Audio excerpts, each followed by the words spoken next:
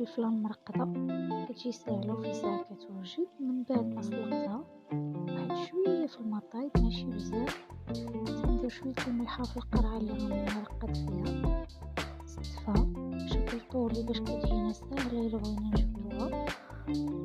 وكاينين بعض الفلفلات اللي قسمتهم على جوج ولا على ثلاثة باش كيخلقوا ليا الحورة في القرعة، كتبقى ديما حارة وكتستفى، كتجي ساهلة.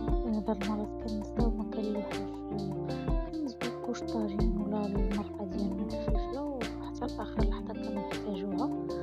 تكون هادي على اليد يعني متاحة أننا نستعملوها. كنستف بهاد الطريقة وكنكون في هاد الوقيتة كنسخن الماء طايب على جناب. ملي كنسالي تستاف بهاد الشكل كنجيب واحد الحامضة اللي كنقطع غير شوية كنعصرها باش تبقى واحد الحرورة والحموضة في نفس الوقت.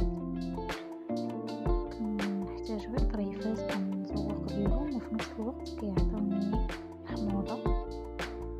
كنعصر شوية وكنزيد الماء سخون والملحة من الفوق وكنحتفظ بها. بطبيعة الحال القرعة كنكون عقماها من قبل باش ما تخسرش ليا.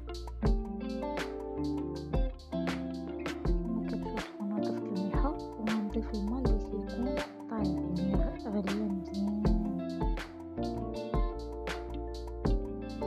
وفي الاخير كندير ليها شوية ديال الزيت.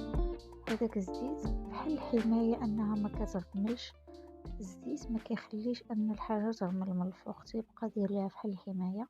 وكنسدها وكنقلبها ليلة كاملة حتى تتبرد بحال هاد الشكل هذا وكنخليها وبالصحة والراحة.